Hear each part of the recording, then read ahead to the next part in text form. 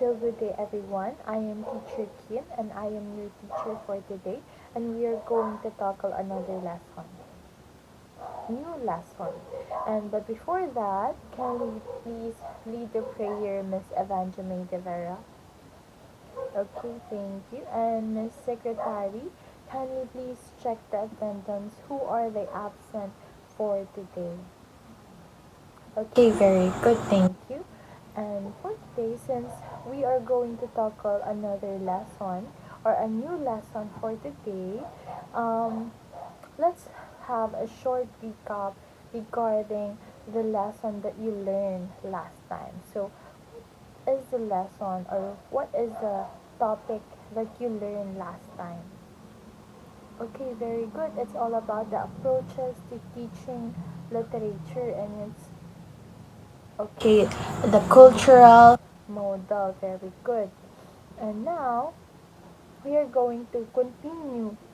Not and it's a new lesson, but we are going to continue the another approaches and another model under the approaches in to teaching literature. But before that, we are going to have a short activities. So this is what you call tumpakness. So in tumpakness, you should have a uh, two groups. Each group should have uh, four members. So they were going to pair each other. So four members each, and they will come here in front. And in gameplay, I will say a category. Just for example, is um, green leafy vegetables. They will stand back to back, and after the count of three, they should they're supposed to say the same word when they face each other. So that is the mechanics of the game. So are you ready to play? Okay, so let's have the first pair in group one. Okay, class. So pick your category first. Stand back to the wall.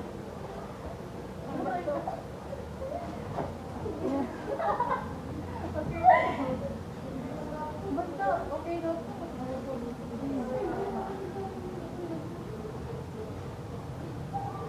Name of Filipino authors. In 5, 4, 3, 2, go.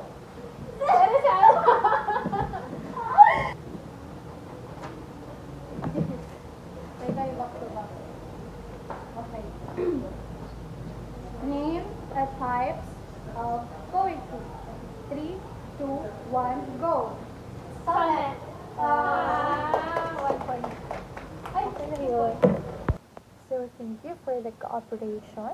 So for today, we were going to continue the different approaches or continue tackling the different approaches to teaching literature. So but before that, let me read the objectives for you. So the objectives are, at the end of the lesson, the student should be able to first understand the development of education and how it improves.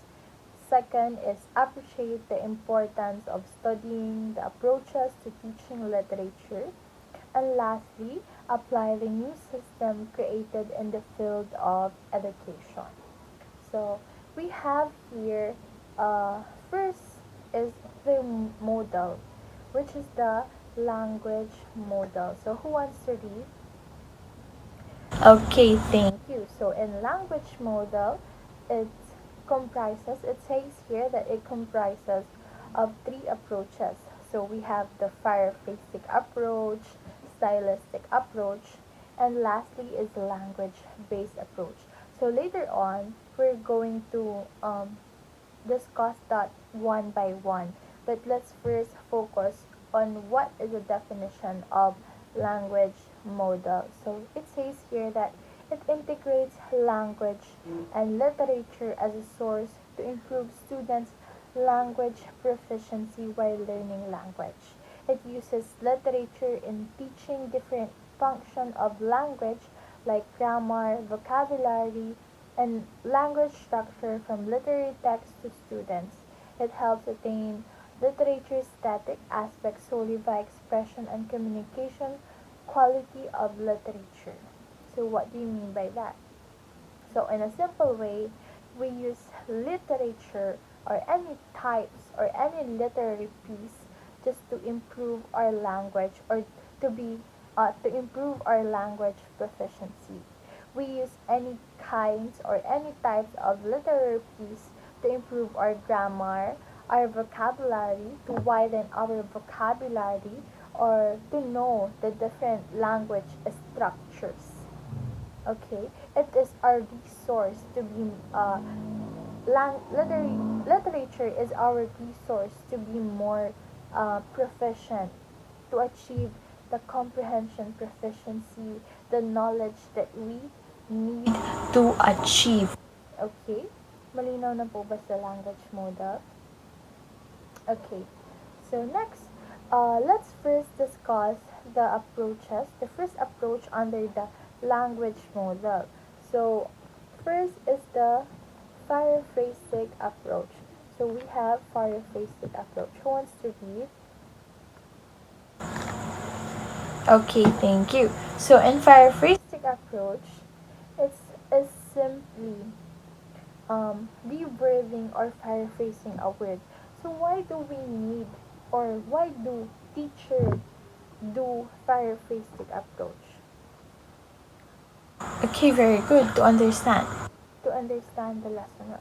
So yeah, paraphrastic approach or teacher do paraphrastic approach to make the lesson more understandable. They make it more easy to understand or comprehend.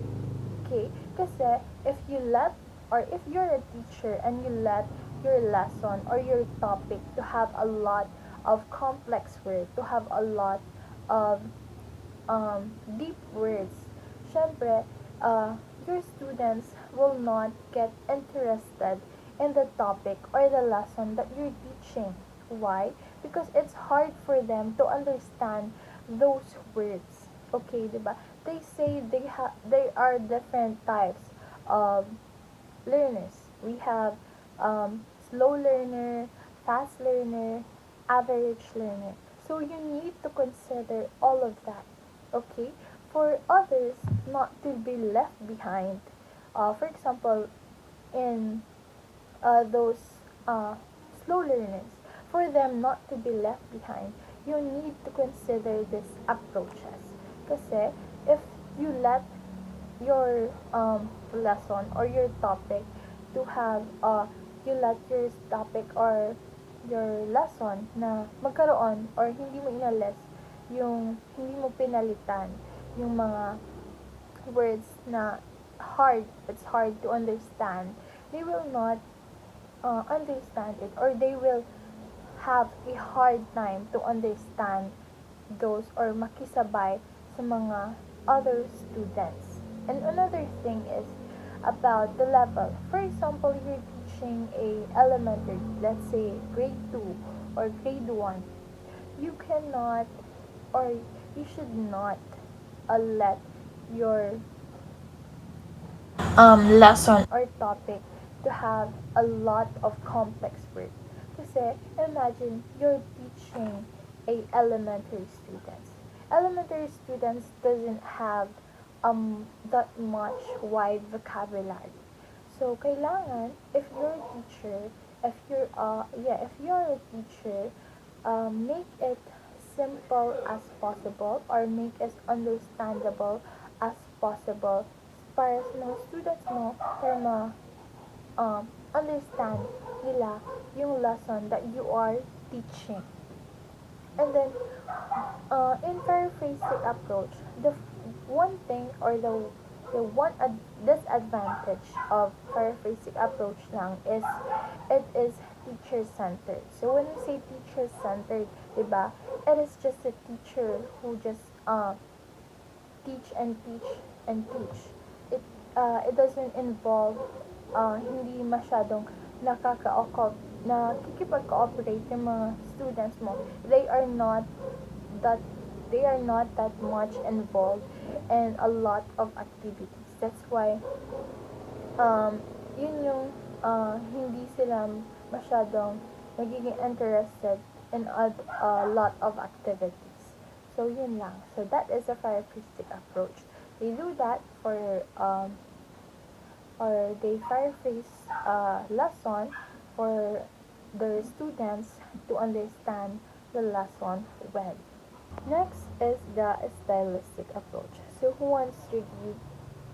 Okay, thank you. So when we say stylistic approach, it is a discipline that studies how writers uses language, how writers uses words to make his or her um, literary piece more meaningful. So, sabi dyan, yung goal or its goal, the stylistic approach goal is to make the students appreciate the literary text or understand the literary text in a deeper meaning. So, meaning, you don't just, parang you do new criticism. Diba, when you say new criticism, you focus on the text and you dig deep or you're going to have deep analysis within that text. So dito, it helps. Its goal is to for students to appreciate and understand the literary text in a deeper meaning. So you don't just read the text or the literal meaning, or you don't just understand the literal meaning of the text that you are reading. You're also knowing kung ano nga ba yung author, ano nga ba yung gustong iparating or message of the author that wants us to understand. Kung ano yung message ng author within that literary text that you are reading. Okay, it helps develop interpret the text meaningfully and develop language awareness and knowledge. It helps analyze the language prior to elements and of literary text. So, yun sa stylistic approach. And lastly is the language-based approach. So, I will just read it for you guys. So, when we say language approach or language-based approach, it helps students to pay attention to the way the language is used while studying the literature. It is student-centered and activity-based for productive use of language. It improves students' language proficiency and incorporates literature and language skills among students. It engages students more on experience and responses. Role play, close, recital, discussion, forum, debate, thematic activities, making prediction, brainstorming, rewriting, ending, and summarizing are practiced in this approach. So in language-based approach, it is a method that focuses on how students use language while studying literature. Okay? So, sabi yan, it's student-centered activities. So, meaning, it's the main character here is the students and the teacher are just facilitator. Okay? It is, sabi niya, it improves students' language proficiency and incorporates literature and language skills among students. So, since it's activity-based or student-centered, students is exposed in a lot of activities and key tasks or performance tasks. So that's why it improves our language proficiency. So it kasi if you're doing, for example, sabi dyan, if they are engaged in a lot of activities like role play, close, poetry recital, brainstorming, debate, rewriting stories, it can enhance or it will test their critical thinking skills na it will improve yung critical thinking skills nila, magiging gagana yung critical thinking skills nila whenever they do those activities. Okay, that's why very effective yung approaches na to when it comes in improving the language proficiency of a students. So that is the language-based approach. So that's all the lesson for today. So the language model is comprises of three approaches. We have the um, paraphrasing approach, stylistic approach, and lastly is the language-based approach. So I hope that you learn lesson from this discussion. So thank you, students. Goodbye.